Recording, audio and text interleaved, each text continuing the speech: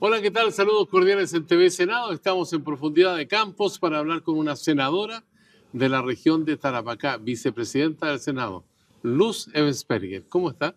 Muy bien, Sergio, muy contenta de poder estar hoy día conversando contigo, ya en este año 2023. ¿Qué hace usted allá en el norte de Chile cuando los Ebensperger son del sur, o no? Sí, pues yo nací, viví, me crié en Puerto Montt, en el campo, en un sector que se llamaba Paraguay Grande, que se llama, y me vine a Santiago cuando salí del colegio del Liceo de Niña de Puerto Montt, me vine a la Católica a estudiar Derecho, me casé acá en Santiago y hace 20 años, por pega de mi marido, nos fuimos a vivir a Iquique.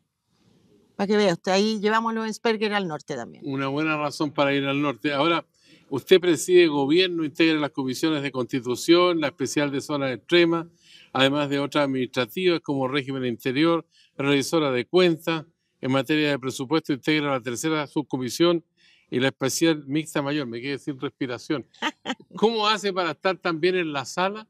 ¿Y qué pasa con la familia? Tengo entendido que usted tiene 3 hijos. Tengo 3 hijos, ya los 3 viven en Santiago, se vinieron a estudiar acá desde Iquique, y ya la mayor trabajando, y la segunda terminando, las dos son abogados, y el chico que es ingeniero civil en proceso de busca de pega. Mi marido, el que está más solo porque él sigue viviendo en Iquique, nuestra casa está allá, pero yo viajo, salvo honradas excepciones, cuando por una comisión o algo no puedo una sesión, viajo todos los fines de semana a mi región, que además me parece que es importante el trabajo territorial. Es el paralelo a este legislativo. ¿Se siente empoderada como vicepresidenta del Senado? ¿Cómo se lleva con el presidente? Aquí nomás en confianza. No, me siento súper empoderada y eso es gracias al presidente Elizalde. Yo lo conocía como senador, no tenía la confianza que tengo con él hoy día. Creo que hemos hecho una buena dupla y yo le agradezco. Álvaro es todo un caballero, es un buen hombre, yo creo que es un buen político y eso lo ha demostrado en su generosidad conmigo en la vicepresidencia. Siempre trata de hacer las cosas conversando, consultando. Así que no, ha sido una mesa muy unida, nos ha ido bien y estamos contentos. Dicen que por el hecho que el Senado tenga menos parlamentarios y sean personas con más experiencia, que han sido diputados antes, es más ordenado. ¿Es así o no? ¿Son pues medio desordenados de repente? No, yo creo que en general el Senado, efectivamente, al ser solo 50 versus 155 en la Cámara, somos más ordenados. Siempre hay algunos senadores por ahí más desordenados, pero somos, yo creo que hay rigor en el Senado, en las comisiones, en la sala, en los propios senadores, en los funcionarios en general. A mí me parece que en el Senado se hace un buen trabajo, lo que no significa que de repente nos podamos equivocar. Ahora, en el trabajo 2022 hay muchos temas que pasaron, pero otros que van a trascender a 2023, como el caso de la reforma tributaria, por ejemplo, que, bueno, tiene puntos bien complejos para decidir y discutir, ¿o no? Así es, yo creo que sobre todo por el minuto o la situación económica, la grave crisis económica que tenemos, vemos la alta inflación con la que acabamos de terminar el año 2022, y eso hace difícil avanzar en una reforma tributaria que, se quiera o no, termina afectando a la clase media.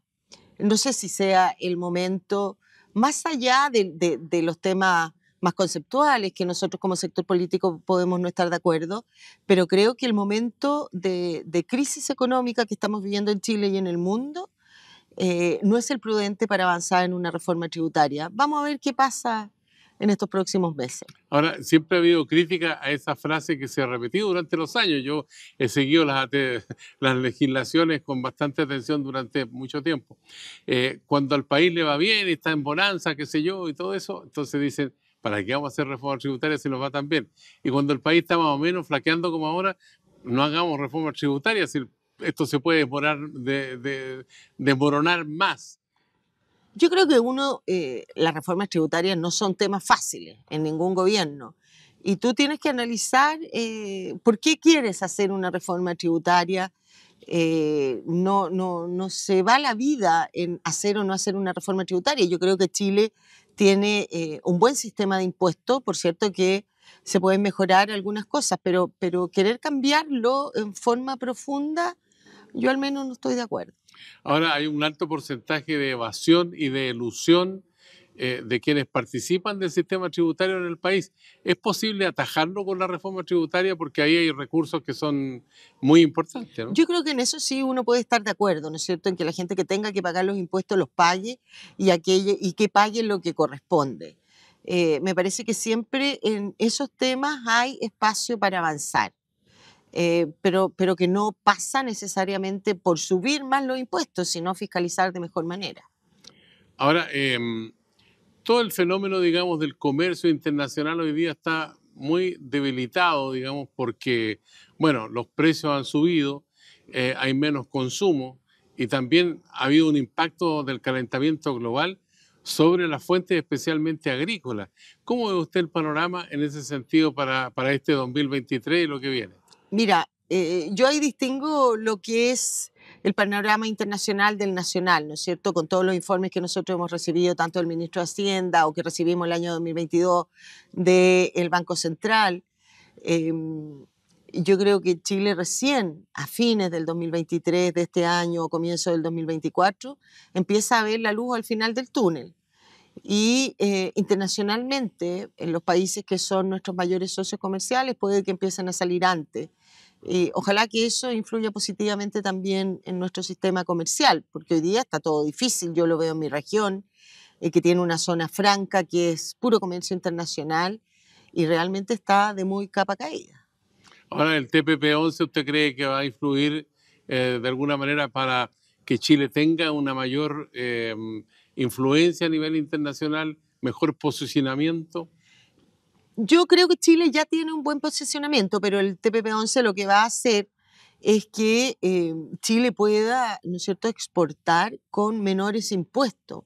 Hoy día en algunas exportaciones se pagan unos impuestos que son realmente altos y que por lo tanto tienen un impacto importante en quien explota esas áreas. Siendo parte del TPP-11, eso va a cambiar notablemente. Hay muchos ejemplos, que no me acuerdo ahora puntualmente, pero cuando analizamos eso en sala, fueron expuestos por distintos senadores, ¿no es cierto?, cómo el ser parte del TPP-11 había beneficiado en la baja de impuestos en países que ya estaban y eran parte de él. Los críticos dicen que con el TPP-11 se pierde soberanía, que hay legislaciones que están incluidas en este cuerpo de convenio internacional y que representan una amenaza para el país. ¿Lo ve así usted o no? No, yo creo que no, yo creo que ningún país va a estar dispuesto a ceder soberanía, menos Chile. Revisamos bien el TPP-11, yo creo que hay mucho de mito urbano en eso, de fake news, ¿no es cierto?, o de algunas personas que interpretan de una manera distinta y creen de verdad que eso puede ocurrir. Nosotros revisamos y estudiamos bien esos aspectos y yo con tranquilidad puedo decir que no afecta a la soberanía de Chile. Ahora, retomando el caso de la reforma tributaria, hay una serie de impuestos que están ligados a la reforma del sistema de pensiones, porque aparte, ¿no es cierto?, de la pensión garantizada universal, se requieren más recursos y de la reforma tributaria, ¿piensa el gobierno que deberían extraerse recursos para que ese mejoramiento fuera sustentable en el tiempo? ¿Usted lo cree así o no? Yo creo que es muy discutible, yo creo que no es necesario. Vuelvo a decir con lo mismo y que de ahí no me voy a salir. Yo creo que no es el minuto para hacer esa reforma tributaria y que la reforma a las pensiones, que sí creo que debiéramos avanzar, discutirla en profundidad, buscar, no equivocarnos. Es un tema extremadamente sensible, si recordamos el estallido social, era el gran tema con lo que todo esto partió y ya han pasado, estamos en el 2023, esto partió el 2019, incluso un poco antes, y todavía no hemos sido capaces. Yo creo que uno de los grandes dolores que uno tiene como senador, no haber sido capaz de en eso llegar a acuerdo para darle un mejor sistema previsional a los chilenos. Yo, claro, tengo una posición, creo profundamente en que los fondos, los ahorros previsionales deben ser de dominio de cada uno de los cotizantes. Sí creo también que debe haber un sistema solidario, que tiene que haber un sistema mixto, que tú tienes que poder elegir si quieres que tus fondos te los administre una entidad pública o privada, pero que no te impongan una u otra. y que hayan reglas claras, que sean heredables, en fin. Creo que esa es una de las grandes deudas que como político, como Congreso y los ejecutivos pasados, no solamente este, es una gran deuda que tenemos con la ciudadanía. En este año 2023, ¿usted cree que va a haber agua en la piscina para que ese 6% adicional que pone la parte patronal se reparta en un 3% para un fondo común y un 3% para las cuentas individuales? ¿O cree que tiene que imperar otro porcentaje o ninguno?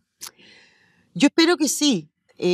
Yo recuerdo el proyecto que está presentado y está hace ya casi 3 años en el Senado, que no fue tramitado por el Senado pasado, presentado por el presidente Sebastián Piñera, que ya venía con ese 6%.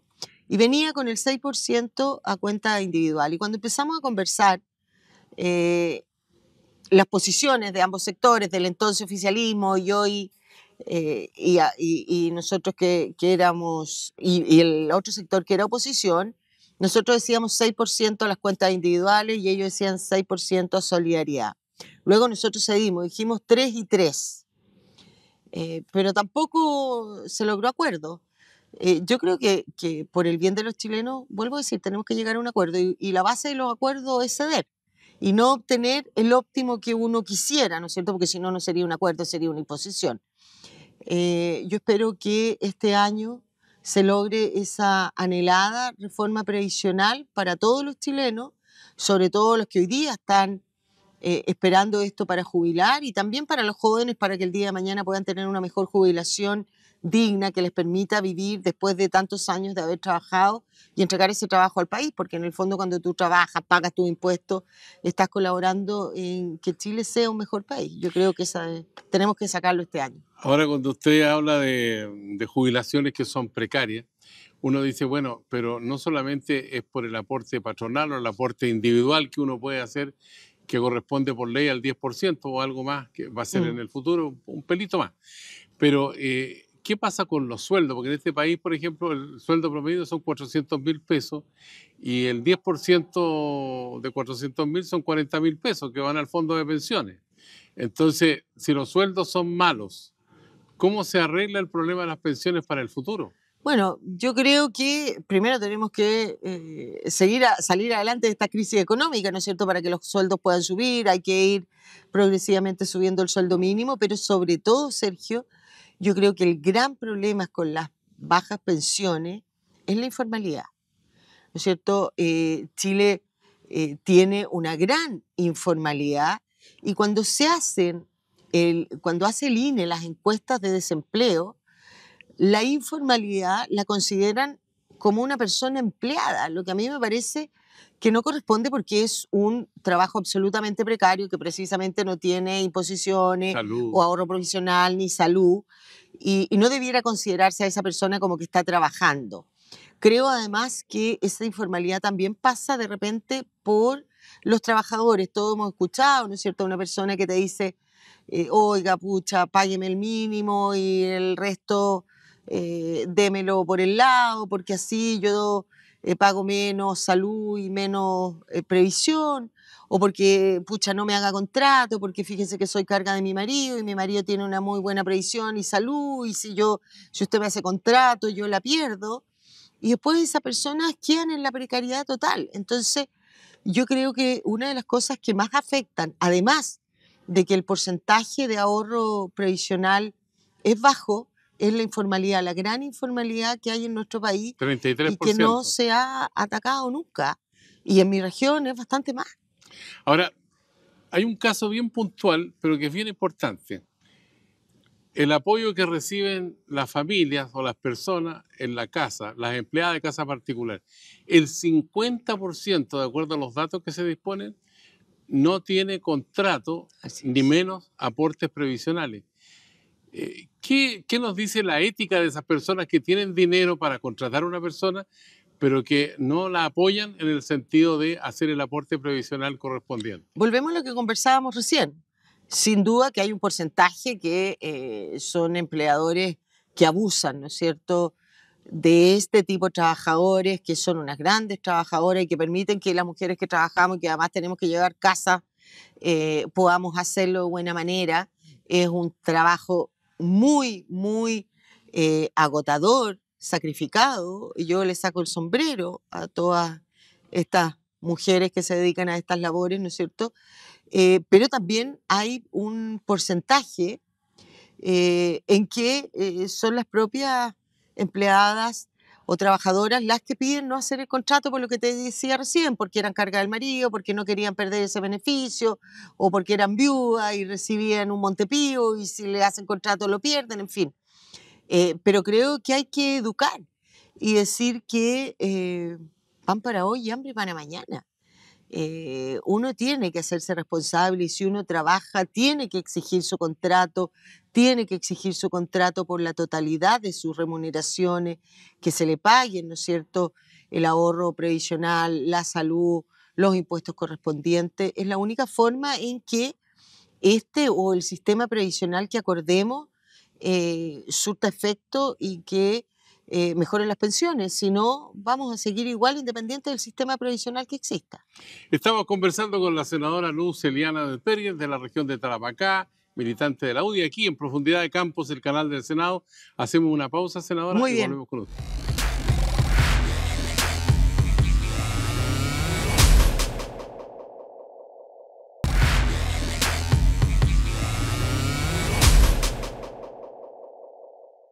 Ya estamos de vuelta aquí en Profundidad de Campos, en el canal del Senado, con la senadora Luis Eliana Pérez. Usted sabe que hubo una cantante que perduró mucho tiempo Sí, que se porque llamaba Luz cantaba Eliana. jazz. Es Cantaba, verdad, hacía tenía usted muy la bonita conoce, voz. la ubica. Sí, pues yo ya tengo 58 años, así que la conocí, o sea, cantando, no es que la haya conocido personalmente, tenía muy linda voz. A mí me gusta el jazz. ¿Sí? ¿Y usted canta? No, nada, me hubiera encantado cantar. Canto en la ducha donde nadie me escuche porque si no soy capaz de quebrar los vidrios. Lamentablemente, muy desafinada. En todo caso, era bien niña cuando la conoció a Luz Eliana Sí, cantando. sí, Ya, pero la conocí, la conocí. ya. Y cuénteme una cosa, ¿su espíritu está con el deporte, con la audición de la música, con las prácticas, digamos, de turismo de campo, de montaña? Mire, yo tengo que confesar algo, yo fumo muy harto. Entonces el deporte como que, lamentablemente, estoy haciendo esfuerzo por tratar de dejarlo. Vamos a ver si lo logramos uno de estos días para retomar, porque creo que es importante hacer algo de deporte. Pero mis aficiones están más en la lectura, en caminar, sí, camino bastante, en la lectura, en ver una buena película, en ir al cine con mis niños. Pero lo que más hago en mis pocos tiempos libres es leer. Me gusta leer, ver películas y eso. ¿Tiene algún autor predilecto, algún género, novela policial? Me gustan las novelas históricas, sin un Ya. autor determinado. He leído varias que se me acaba de olvidar el nombre. La Julia Navarro. No me acuerdo La si es Julia, española, la española. la española, que Que son los tiene libros gordos, grandes, Me los devoro. pero muy intensos, ¿ah? Son intensos y además son históricas. Novela, pero uno aprende a conocer cultura. Me gusta mucho. Me las he leído todas. Creo que me falta uno o dos libros.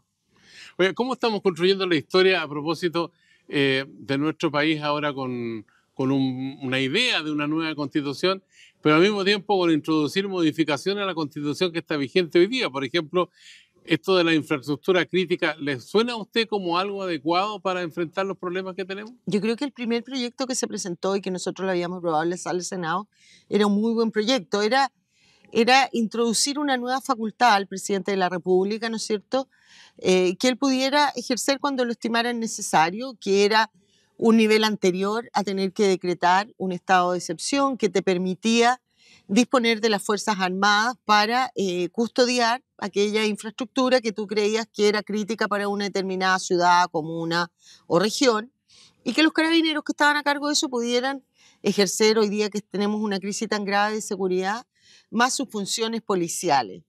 Luego, acuérdense, vino el veto, un veto mal presentado, se cayó el proyecto en la Cámara de Diputados y hoy día estamos con un nuevo proyecto a fines del 2022, recién entre Pascua y Año Nuevo, o un poquito antes de Pascua parece, el Ministerio del Interior presentó unas indicaciones al proyecto Pero todavía no está este segundo proyecto muy armado. Yo espero que en estas próximas semanas ya nos aboquemos en la Comisión de Constitución a resolverlo, a verlo, porque me parece necesario. Una de las indicaciones que se introduce o que fueron presentadas por el Ministerio del Interior dice en relación con permitir que las Fuerzas Armadas cuiden en la frontera, que es un tema que a mí me toca muy de cerca por lo que pasa, lo que viene pasando, no ahora, sino que históricamente, pero ya en forma crítica desde abril, mayo, le diría yo, del 2020, con este desmedido ingresos clandestinos, eh, que la gran mayoría no son personas vulnerables, sino que el crimen organizado se aprovechó de esta vulnerabilidad que tenemos en la frontera y hoy día prácticamente tiene tomada la frontera norte, que Y es un las gran ciudades tema. también, ¿no? Absolutamente, porque al tomarse la frontera han ingresado y se han establecido en Alto Hospicio, también en Iquique, particularmente en Alto Hospicio, que es una comuna, es una gran comuna. Yo le tengo un cariño especial. Me tocó, coincidió cuando yo llegué a vivir a Iquique el 2002. Estaba en formación la municipalidad de Alto Hospicio, me tocó formarla de cero. Es uno de los trabajos más lindos que he tenido porque la población es una población muy vulnerable, pero muy esforzada, muchas mujeres jefas de hogar, que se ha ido superando, ha ido creciendo, se ha ido convirtiendo en ciudad y hoy día lamentablemente está tomado por crimen organizado y por casi más de 60 tomas. Entonces, con decirte que la gente del consultorio Pedro Pulgar, que el consultorio de Alto Hospicio, el alcalde tuvo que comprarle chalecos antibalas y cascos de guerra, algo que uno parece que es de no creer, porque cuando van a estas tomas o van a recoger a alguna persona que ha sido baleada o acuchillada, les disparaban a la ambulancia, a los paramédicos, a los enfermeros, hasta los doctores que iban en ella, dependiendo de la gravedad del enfermo que iban a buscar. Eh, es realmente lamentable la situación de nuestras ciudades, que algo conversábamos antes de empezar el programa, que también uno de sus polos de desarrollo es el turismo. Y ya viene el turismo de capa caída con 2 años de pandemia. Iquique y Alto Hospicio además fueron las dos ciudades con más cuarentena. Somos medio mal portados, parece. Sí. Entonces, el turismo fue cero turismo estos 2 años y ahora cuando se esperaba que empezara a surgir con la crisis delincuencial y de delitos violentos, cada vez menos turistas. Tenemos una tasa de homicidio de 6 por cada 100.000 habitantes, cuando el promedio en Chile es 2,3 por cada 100.000 habitantes. Entonces, realmente fue una explosión el año 2018 y de ahí hacia atrás teníamos un promedio de 8 homicidios al año. Eh, el año 2021 terminamos con cerca de 52, un poco más el 2022 que acabamos de terminar. Hay más homicidios que en la Araucanía, que uno pareciera no Usted pide creerlo. infraestructura crítica y estado de excepción Yo para... vengo pidiendo hace mucho rato, no solamente a este gobierno, del gobierno anterior, el estado de excepción, que no soluciona el problema de fondo, Sergio, yo eso lo tengo claro. Pero ¿sabes qué da el estado de excepción? Tiempo. Tiempo a las personas para que se sientan más seguras y tiempo a la autoridad para poder implementar todas las medidas que quiere implementar. Yo fui parte de la mesa de seguridad y la mayoría, usted ve el acuerdo, la mayoría de cómo avanzó son proyectos de ley, buenos proyectos de ley, que yo los comparto, muchos de ellos que ya llevaban tiempo en el Senado, pero que requieren un par de meses para convertirse en ley y para luego implementarse. Y ese tiempo, para llegar a eso, es lo que te da un estado de excepción. Y básicamente, y lo más importante, entregarle un poco de tranquilidad a los habitantes de nuestra región. Retomando el aspecto constitucional, pero en la contingencia pura y dura de este momento que se está discutiendo ya en el Parlamento, con esta iniciativa de los partidos políticos, digamos, de parlamentarios, y que se pone ahora en la carretera de la legalidad. ¿Usted considera que la gente, el ciudadano común y corriente, entiende todo esto de los 50, 24, los 19, los distintos momentos, las fechas, los horarios? Yo creo que ha ido de menos a más. ¿Ya? Y eso es una obligación nuestra, de los políticos, cada uno de nosotros en nuestra región, en cada una de nuestras regiones tiene que conversar con la gente, explicarlo en un medio de comunicación, en la radio, en mi región. El mayor medio de comunicación son las radios, la gente lo que más escucha en regiones generalmente es radio. Contar lo que es, contar también por qué nosotros consideramos importante este acuerdo que dio paso a esta reforma y a este nuevo proceso que esperamos termine en una nueva y buena constitución. Yo creo que tenemos que aprender los políticos de el llamado estallido social, ¿no es cierto? Que los problemas hay que enfrentarlos, los desafíos hay que enfrentarlos, las demandas que la gente nos hizo para el 2019 hay que enfrentarlas y no esconderlas bajo la alfombra. Pasó después del 4 de septiembre con ese gran porcentaje que rechazó, ¿no es cierto? Como que hubo un momento en que mucha gente quería que todo quedara statu quo. Luego empezó de a poco a ir creciendo nuevamente en las encuestas, a que sí necesitábamos una nueva pero buena constitución, porque yo creo que también, y yo espero que esta segunda oportunidad que nos estamos dando sea la definitiva, logremos esta nueva constitución. Yo siempre lo he dicho, en eso soy honesta, que la actual todavía vigente para mí es una buena constitución, pero que ya cumplió una etapa, que debemos cerrar esta etapa y abrir esta nueva constitución en que todos los sectores la legitimen, la sientan parte, que sea una constitución que nos una y que no nos divida y que refleje lo que es el Chile de hoy. No hace mucho, cerrando el año 2022, Pepe Au, como analista de tipo electoral, publicó un estudio donde hace un análisis región por región y daría al final, digamos, de los 50, 25, 25, y podría haber inclinación para uno u otro lado, dependiendo de la calidad de los candidatos o candidatas que se presenten. Pero por otra parte tenemos la comisión de los 24, que son 12 de la Cámara y 12 del Senado, donde la oposición tiene mayoría para elegir la mayoría de los 12 en el Senado y en la Cámara de Diputados. Y después tenemos la comisión de expertos, que son 19, que también van a ser elegidos por el Senado. Entonces, la pregunta es la siguiente. ¿Aquí hubo una ganancia importante para la oposición, para la derecha?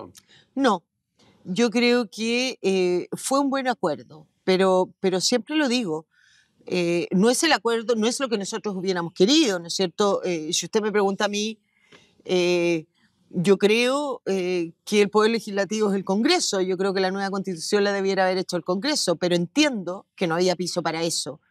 Y entiendo que nuestra obligación como senadores, y particularmente de la mesa, y sobre todo el presidente Elizalde, que llevó adelante este acuerdo con el presidente de la Cámara y con todos los partidos políticos, era llegar a un acuerdo. Y se cede en esos acuerdos. Yo creo que es un buen acuerdo porque obviamente que no representa el ideal ni para el oficialismo ni para la oposición, pero es el fruto del trabajo y de sentarse a conversar qué es lo que la gente espera de nosotros. Las cosas no se pueden imponer, las cosas hay que conversarlo. La política es eso, es la conversación y es llegar a un acuerdo. A mí me molesta cuando, no me molestan, pero creo que es injusto, es la palabra, cuando hablan de la cocina. Si la política es el arte de los acuerdos, porque todos los que formamos, en este caso el Senado, no pensamos igual. Hoy día, tú bien lo dices, somos 25 y 25. Tenemos que llegar a acuerdo para aprobar las leyes que Chile necesita. Y no será la que 100% quieres tú o la que 100% quiere yo o quiere mi adversario político. Entonces seamos capaces, por el bien común y por el bien de todos los chilenos, a sentarnos, conversar y ver en qué cedes tú y en qué cedo yo, y ahí nacen los acuerdos, que es lo que Chile necesita. Ahora, en la política de hoy también hay mucho populismo. Entonces, le pregunto si acaso usted, como militante de la UDI, como una mujer que está muy empoderada políticamente, además, porque ha tenido cargos regionales, que si yo conoce la base misma de la sociedad, ¿no teme que los republicanos y el partido de la gente le roben los huevos al águila?